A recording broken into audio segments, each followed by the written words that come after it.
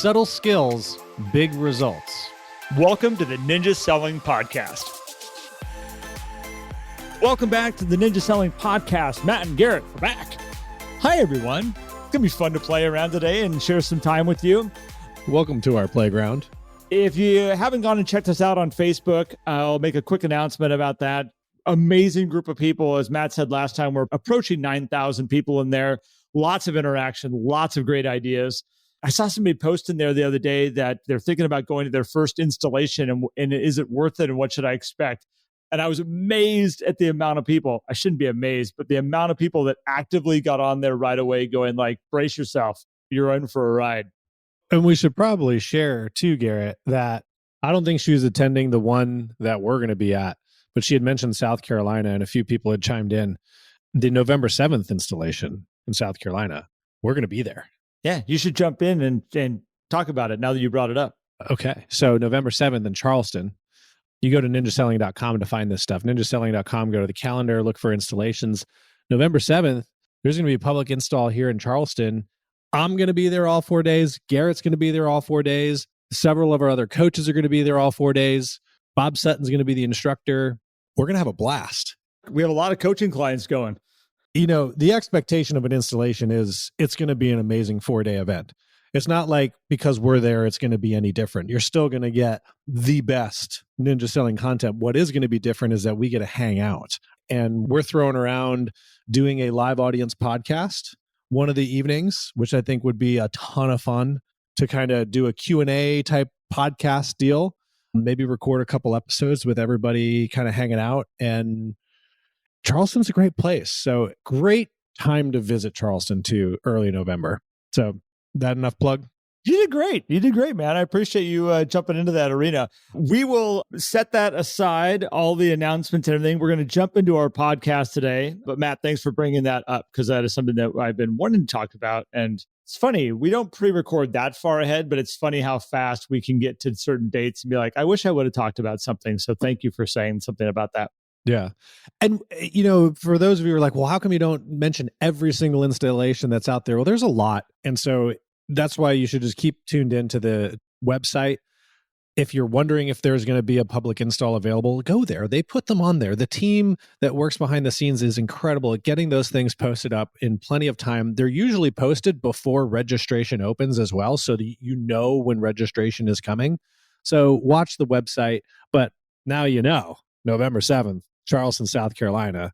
Let's roll. Yeah, and somebody was telling me, Matt, to just make things easier on that website, you can actually go and search for the public, just for anything that's going to be public coming up or open. And the nice thing is you can save that link so that you can just come back to it and hit it if you want to see all public events. So you're not having to go search for it. Yeah, bookmark it. Yeah, just bookmark it, which I thought was a great idea. So anybody that's like, oh, gosh.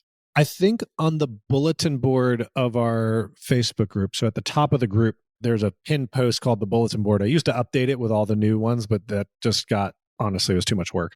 So now there's just a link that you click and will take you to all of the upcoming public installations, there's an easy way to do it. Just click that link and then public installs right there for you, and masteries and all that kind of stuff. Matt has already done the work for you. You've already done the work. Look at that. It's all done. There you go. Made it easy. Piece of cake. See you later. All right. That's our podcast for today. All right. No, we do have a topic.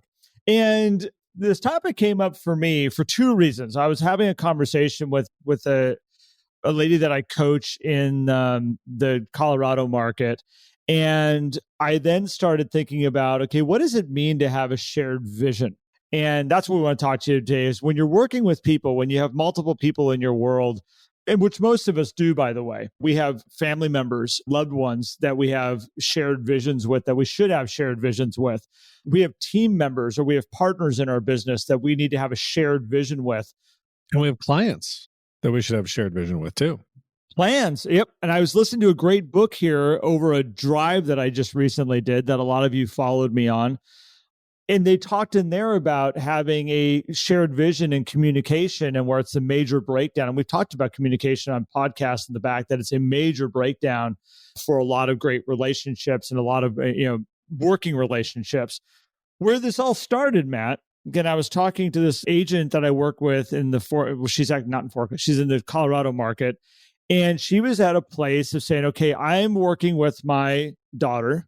And as I'm working with her, she's got a vision of where she's going. I've got a vision of what our business could look like. I'm more on the trending out of real estate here in the upcoming years. I'm not quite sure when, but it's heading that direction.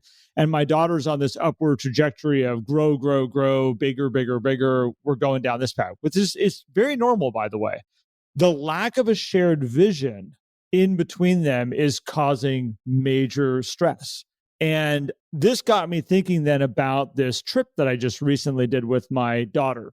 So I have two girls, twins. A lot of you have heard about them over the time that we've been recording and doing podcasts, but we've come to a stage in our life, a stage in our world that I've got two that are going off to college at exactly the same time. One going to Texas A&M, the other one going to the University of Hawaii. The one that was going to Texas A&M is Celeste. And as we were planning on making this trip and this journey, we started mapping out what is this going to look like. We could take an airplane and get down there and have her car shipped. The other idea was we could drive. And we took the route of driving. And the reason I did that was totally for selfish reasons, is that this was an opportunity after 18 years to have this one last kind of big journey and shared time with one of my girls. So we took it and I ran with it. One of the things when we talk about this idea of a shared vision, it was really interesting. I was thinking back to this agent that I'm coaching in Colorado, and I started to share with her the shared vision that I had with Celeste on making this trip. And first off, we were picking a route. And we had a decision to make. We could go all the way down to Southern California and cut over. We're coming from Northern California. That would take us all the way down, would have put us on the 10, and we would have made the route. We started thinking about, okay, what cities can we leave a car in overnight full of stuff safely that we could feel like all of our stuff would be there when we came back in the morning, to ones that maybe we might have to replace windows in the morning. Done those trips, super fun, but we wanted to avoid replacing windows as much as possible in all of our stuff. So we picked a route, and we ended up going through Salt Lake City, down through Taos, through New Mexico, and into Texas, and it was amazing. We had to figure out what kind of sleep accommodations do we want to have, and when are we going to sleep, and how are we going to do that? Because it's a 35-hour drive. We had to look at the speed that we're going to be traveling so we could make sure that we were going to be getting to places on time, departure times that we're going to be leaving. We even went as far as what kind of entertainment did we want to have on this drive? Were we going to be listening to books and getting an education while we were driving? Were we going to be listening to music? Thankfully, we listened to somewhat similar music. Every once in a while, she'll push the limits. All of you know your child that has that song they put on. We're like, really? We're listening to this song right now? I can't take it. I'm your dad. So we had all of this mapped out. So what it meant is that we knew this route we were going to take. Eating. We literally broke it down to protein shakes in the morning, very, very, very fast lunch. We're going to hit a town wherever we're at. We'll figure out what it is. We're going to walk in. We're going to eat quickly. We're going to get back on the road. Could be very simple food. There was one day she had one of those Lunchable pizza things. Don't do that. If you're ever road, don't let your kid do that. She's like making pizzas in the car. I'm like, what are you doing? This is so unhealthy. But it fit in with our schedule, which was eat fast, get back on the road, and keep moving. And the other agreement that we had around eating was have a really nice dinner. Like wherever we're at, we're going to find the nicest restaurant in town, and we're going to enjoy the nicest dinner we can possibly find. And that was our reward for getting to our new place. Sleeping. We needed to make sure we were in bed, so we had a good night of sleep. Luckily, when you're driving and you're traveling like that, your body wants to shut down pretty quick when you get to where you want to go. And we were making sure that we were up no later than 7 o'clock every morning to get back on the road. If we woke up earlier, our agreement was if we were starting to move and get going, there wasn't any point of just laying in bed and saying, oh, we're just going to like hang out here. It was like the minute we both started moving, how fast could we pack our bags? How fast could we get back in the car and start driving again? Because that meant we could enjoy the nice restaurant at the end of the day. So we had departure times set up. When we talked about entertainment for the trip, we both got on the same page of, well, we want to listen to some music, but I brought it up to her. I said, would you mind listening to books on Audible on our drive? And she was like, yeah. She goes, I would love to do that. She goes, what books do you have? And I threw out, she was like, what kind of books? She's like, are we talking about like, just like novels? Like we're just going to hear stories, or are we going to learn stuff? And I was like, I'm thinking we're going to learn stuff that we can apply into our lives, stuff that'll make us better as we move forward. So we picked a handful of books. We picked Essentialism. We picked Effortless. We picked Give and Take and The Four Agreements. We got through 3.5 books on our travels. So we had that clearly understood. We had the speed set up. I told her, I said, if we're on major freeways, I said, I don't want to sit here and baby you the whole time or have that moment of going like you're speeding or whatnot. We're just going to set the expectation. If you're on an open freeway and we're traveling 15 over, I know a lot of people who don't agree with me out there. I'm not looking for approval, but it was an agreement that we made. And when we found sections of freeway that were 80 miles an hour, top was 90. I was like, you know what? 95 seems excessive. 90 will be a top cruising speed if the speed limit's 80. Oh man, missed opportunities. I know, but I had to be a parent a little bit. Fines might change when you get triple digits. I don't know. There is something about that. What was interesting about this, and this is why I wanted to share this, is that Celeste and I have an amazing relationship. We are very similar. We have very clear expectations about what we expect to be happening. We also can be very, very, very stubborn. And very easily in my 18 years of being around her, I know that if we don't have a clear shared vision, we will butt heads really fast because she has an idea of how something's going to be happening. I have an idea of how something's going to be happening, be it sleeping in the mornings, be it what kind of radio stations we're going to listen to along the way, be it the roads that we're going to take and what we're going to see along the way, what type of food we're going to be eating. Are we going to be, maybe she wants a big breakfast. I know I'm speaking a lot here, but roll with me. Maybe she wants to have a big breakfast. Maybe I'm like, no, let's just get on the road. Having this shared vision, there was not one moment in 3.5 days that we even looked sideways at each other of like, why are we doing this right now? Everything was like a machine. And it made me able to enjoy without any bickering and I say, we really don't do that hardly at all, but we protected ourselves in our working relationship of how we're going to get from point A to point B so we could have as much fun, laugh as much as we possibly could, joke along the way, and enjoy the time and the experience together. And this is where a lot of relationships, it's where a lot of businesses and partnerships that Matt, you and I get to watch break down, or we have people that come to us going, I'm not having fun. I'm not enjoying this. I have turmoil going on. And almost every time it comes back down to a lack of a shared vision. And it was an eye-opener for me. And we did it kind of accidentally. I just did it because I knew I wanted to enjoy this as much as possible with her. And I look back on it and go, man, it was the best thing I could have ever done was that moment that we sat down and we literally discussed all of this. And it was like Muscle Milk in the mornings, thumbs up. She has chocolate, I have vanilla. I didn't have to think about it. I was putting gas in the car. She was hitting the little convenience store. Muscle Milks came out, bottled water, day started. Let's get rolling.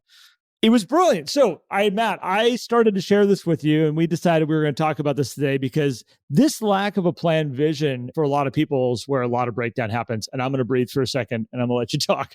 I think it's awesome. What a cool experience that you were able to have with Celeste and do that and have a blast doing it. And shared vision is the phrase we've been talking about a lot, even before recording this. And after listening to you explain all the things, like it started very simply with, first you had to have the vision of where are we going, but then it just went with simple rules, right? Simple rules that set boundaries so that there was no surprises when it came to communication, right? There was no tension around trying to make decisions because you made a lot of decisions in advance that reduced the amount of decisions you had to make on the road, which reduced the decision fatigue, which increased the energy that you had to enjoy each other and enjoy the travels. And so I think that very simply connecting this then to somebody's business is making the decisions up front, whether it's with your business planning, which is coming, by the way, or your weekly plan of, hey, what am I going to choose to take on, right? What problems am I going to accept? And what am I going to make decisions with now so that I don't have to make decisions with them later? Whether that's with your time or the type of people that you're going to work with, like let's relate it to following the ninja process. If I have a buyer who's not going to be willing to sit down and do a 10-step buyer process, if I make the decision now that that is a non-negotiable thing for me and say, great, if you don't want to sit down and do it, that's fine. You have a different path that you want to travel. Let me introduce you to somebody else who can help you do that. And I hear everybody going, but Matt, wait, what if da da da da da da da? Okay, you can play those things out if you want as well. But if you make the decision now, it's going to be so much easier down the road to handle those clients, right? And all of a sudden, you know that chocolate muscle milk is coming out the door for you versus, oh, I didn't want that. You got me, Joe's protein and strawberry. Yuck, right? I didn't want that. And now, and they're like, well, I guess I just have to drink it now. And then you're like, I don't like this. And you don't enjoy the experience. And then everything else is just awful. We were clear enough that if it wasn't in the store, the person was supposed to come back out and say, they don't have it. We got to move on to the next convenience store on the way out of town. Like, it wasn't like, oh, they only had this. This is what you're going to have today. It was, they don't have the muscle milk. We're moving on to the next store. Right. Well, and so that's what I love about making decisions in advance. It connects with what we talked about with the communication, because now expectations are clear, everything's understood. And even if you're sitting there filling up the car with gas thinking, man, I'd really like strawberry muscle milk today, and chocolate comes out the door, you're not disappointed. You're like, wait, that's what I already agreed to. You're not being like, well, can you go back and get me strawberry? No. So again, it makes things so much easier. And Matt, you started to bring it up like with a client. I mean, think about what if like what I just broke down of my working relationship with my daughter in this time that we're going to spend together over a 4-day whirlwind. What if you had that type of shared vision with a client that you're working with and said, look, this is how it's going to go. And this is what we can expect. And this is what you are going to know that I'm going to be doing and how we're going to work together through this time. A lot of breakdowns in this working relationship with the people that have hired you to do a job is because maybe your vision is not correct. Maybe they've got an expectation and an idea of what this is going to look like, and you have an idea of what you are going to be doing, and you just haven't come together and said, hey, here's what our journey is going to be like here. Here's the speed we're going to be traveling at. Here's where we're going to stop along the way. We got inspections. We got this we got to do. We got appraisals that needs to be done. This is our timeline that we're going to try to get your home for sold in. These are all the marketing pieces that we're going to have go out on these certain times. I mean, that's a client as well as an assistant, as well as a fellow buyer's agent that you have to be able to sit down and say, look, this is our time. This is when all of our marketing is going to go out. That's going to build this business as we grow. This is where my lunches that I'm going to be doing because it's part of my Ninja 9. These are my handwritten notes that are going to be going out consistently. By the way, you're going to do them also. We're in this car together. We're driving together. Let's get all this stuff done at this high level. I think that there's so many places you can look at in your own personal business and go like, the people that I'm working with every day, do I have that shared vision with them? Or is this why maybe we struggle? Is this why we're having conflict? Is this why that we're not getting to where we want to go in the way that we want to get there? And I think it even sits on top of that. Well, one thing before I go into the broader aspect of a shared vision, but even when you're working with clients or a team member, there's going to be certain things that you set the rules on, like the speed. That's your rule. Like you're the dad. Hey, this is what it's coming down to. There's other things you're going to collaborate on. Like, hey, what do you want to listen to? Let's talk about that. You're not going to come in and be like, we're listening to books. And that's the deal. It's like, do you want to listen to books? I have some books. Well, what kind of books? By the way, I didn't say she had to drive 15 over. It was, that's the max. Right. That's the limit. Right. But my point is you set that boundary, you set that rule. I mean, I guess I would have done it the other way. This is the minimum, but just kidding, folks. Just kidding. Maybe not. But there are certain things where with clients, you're going to set the rules. Hey, this is how my process works. Does this sound like a process that'll work for you? And if they say yes, great, let's go. If they say no, okay, well, where are you confused? If you don't want to go on that process, fine. But then there's going to be some things that you collaborate on. Like the price of the home, there might be a range that you're comfortable with as an agent, and you're going to collaborate on what might be the best way to go out. You're going to collaborate on how are we going to prepare this home for sale, because different people might have different levels of appetite for how far we go with staging. depending on their lifestyle at the home, obviously there needs to be a bare minimum of what we're going to be doing to make this thing shine and become a cream puff. But same thing with buyers. Hey, you're coming into town. You've never been here. Let's talk about that. How would you guys like to, like, here's my suggested things, blah, blah, blah, blah, blah. What would work for you? Let's talk about that, because they are going to have different wants and needs than the other buyers that you've worked with. And so there will be those things that are collaborative, but the things that you set the rules on, you have to be clear on that. And you have to make sure that those are communicated and confirmed through questions when you ask, does that sound like something that'll be okay with you? Hey, we're setting the max speed to 15 miles an hour on freeways. Off freeways, we're going speed limit. Does that sound like a system that'll work for you? Yeah, that'll work. If she said no, you've been like, well, too bad. It's going to work for you anyway.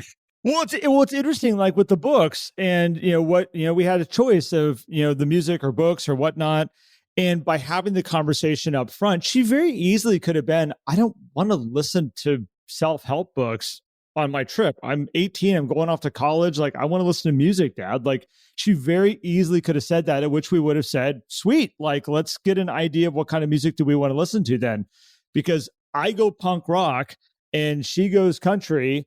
And it's like, okay, I can only take so much country, and I know she can only take so much punk rock.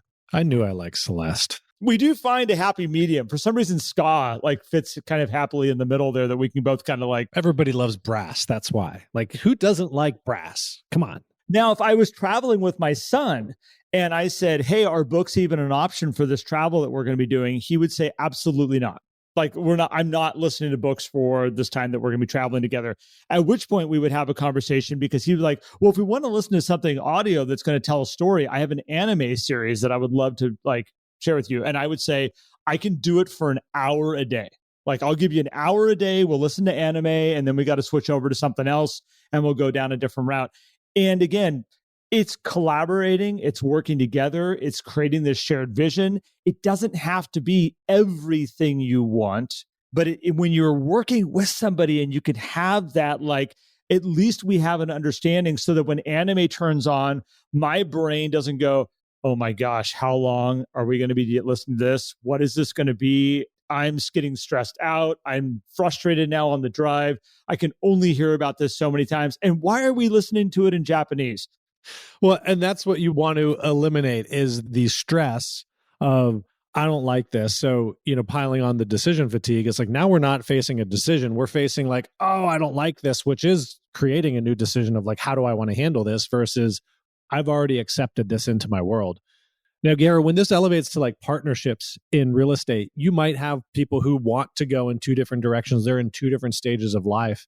And this is where they get to come together to understand each other's individual vision to create the shared vision. Like, hey, I know you're going this way. I want to go this way. Let's talk about how we integrate those things with each other and set a certain level of expectations and decisions, so that we're not surprised by one person's actions when we see them doing something. Like, hey, I see you chilling and not doing this, and I'm over here hustling. What's the deal? It's like, oh, I already know, right? Or, hey, I'm executing this thing because this has worked for me in my business. I understand that's not the strategy for growth, and you want to do this, so I'm cool with you TikToking videos over there, which may or may not be the best strategy. Err on the side of not the best. But you kind of know where I'm going with this. Is there's two different destinations for those individuals. But for the business, we come together to understand how each person plays a role in moving the business into a space. Because if the person who's ready to kind of shift into a different gear is not agreeing with where the business should go, then we got a challenge, right? Because that person might then set resistance for the other person. Whereas it's not that they have to do anything. They don't have to all of a sudden get on board with doing these activities. They just have to be accepting and allowing of those things and be comfortable and be a champion. Be like, yeah, that's awesome. Like, I'm so excited that you're working on those things. You're going to really transform the way this business looks and become a champion. Well, and I think if we take that back to kind of a road trip for a second, like when you have two people like that, they might find that they have two different destinations, but at the same time, they want to travel together. Like, they want to share the time together. They want to spend as much time on that road together. They might be in two separate cars driving on the same road, and stopping for lunch. And they had just, no, we're going to stop for lunch at this destination here. Oh, by the way, we're going to be here for dinner. I get it. You want to stay on the freeway and I'm going to go take some scenic routes. I'm going to see this and see that over there. At the same time, let's circle back and make sure that we can have dinner in Taos tonight. That's what I'd like to be able to do with you. Okay, next morning, we're going to get on the road again. You might get there 2 hours before me because you took a different route. You were in a different car, different vehicle. At the same time, we're going to come together when we get to South Lake, Texas, and we're going to have dinner together. That's going to be our journey along this way. They could be very, very, very different pictures with a shared vision of how are we working together as we go along this journey. And that will actually work too. You just can't sit there and be like, I saw you get off at that exit. Why did you get off at that exit? We need to be in South. No. Our agreement, we're going to be in South Lake, Texas on this day. That's our agreement. You take whatever route you want. Stop and get snacks. I'm driving.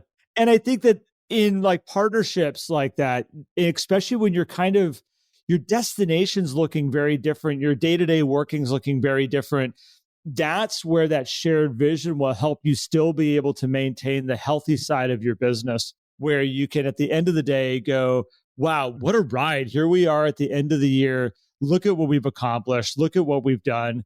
And we're not trying to be identical. We're not trying to do the exact same things. And then there's no resentment either, too, right? There's no resentment for who did what because it's already been agreed.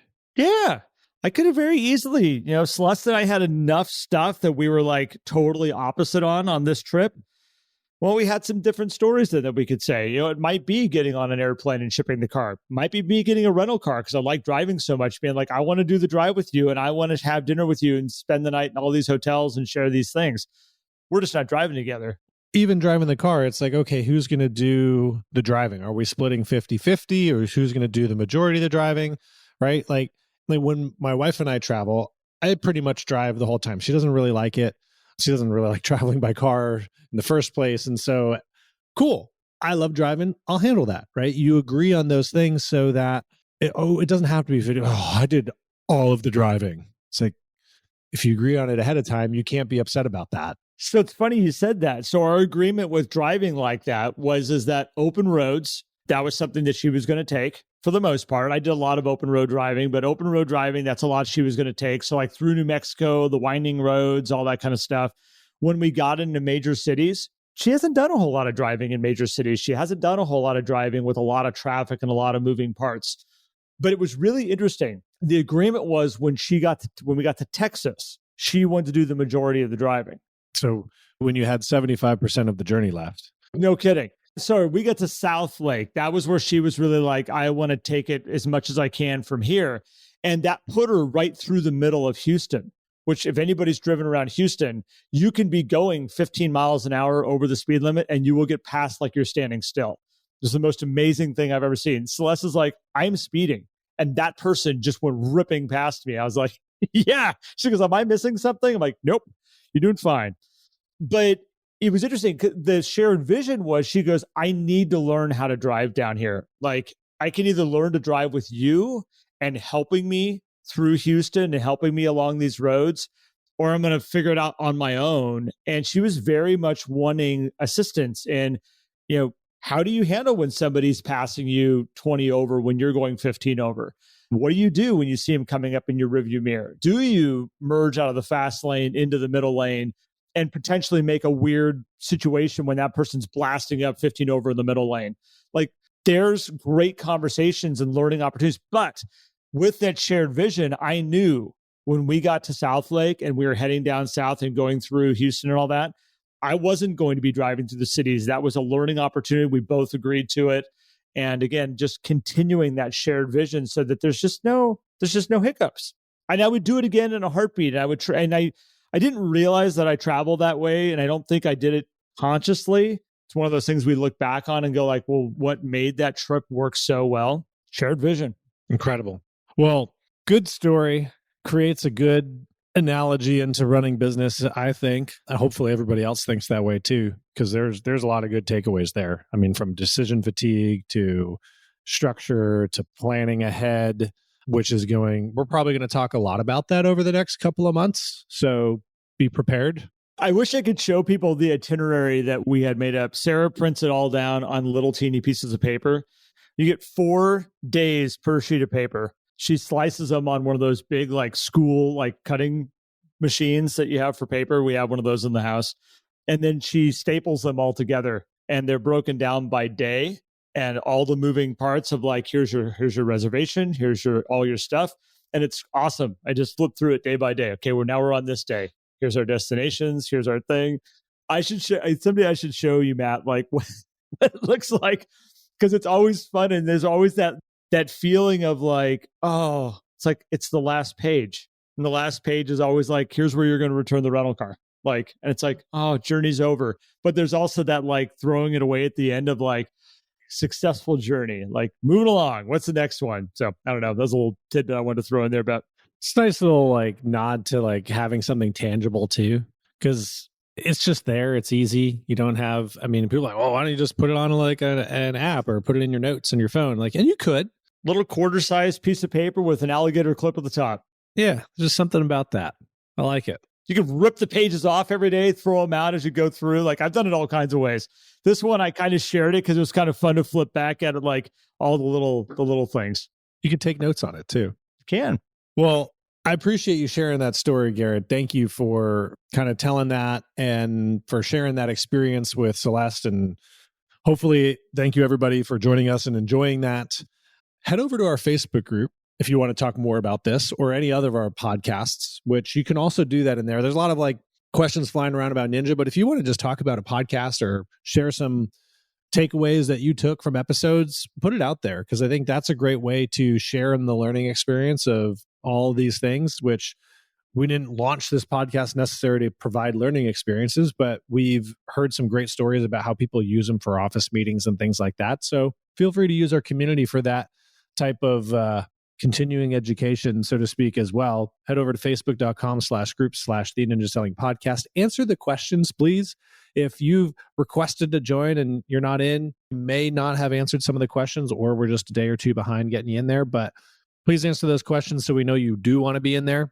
And if you have any questions about ninja selling, or you want to learn more about ninja coaching, head over to ninjaselling.com and follow the tabs at the top. You can learn a whole lot more about what ninja selling is all about, how to connect with a coach. And if you click on the calendar, you can, as we talked about in the beginning, find an installation that you can attend and dive right in. But for those of you who haven't read the book, start there. Just grab a copy of Ninja Selling, read it.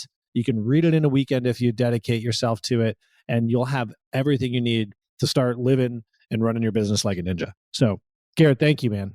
Thank you. And I'll throw one last little thing in. I want to say thank you to everybody who joined me on the journey that I did with my daughter. It was fun on Facebook, having a lot of people that were interacting with me and, throwing out their ideas as we were along our journey and where we were going through. And if anybody ever wants to join me on a journey, because I do them every once in a while, and I'll kind of put them out there the way that I did here with Celeste, you're welcome to join me on my Facebook page, which is just Garrett Fry. You can find me there at Garrett Fry.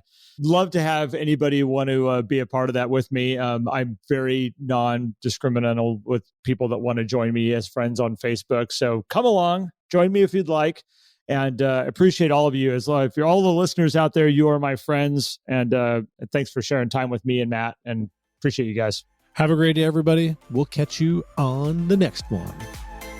If you enjoyed today's episode and would like more, visit us at theninjasellingpodcast.com.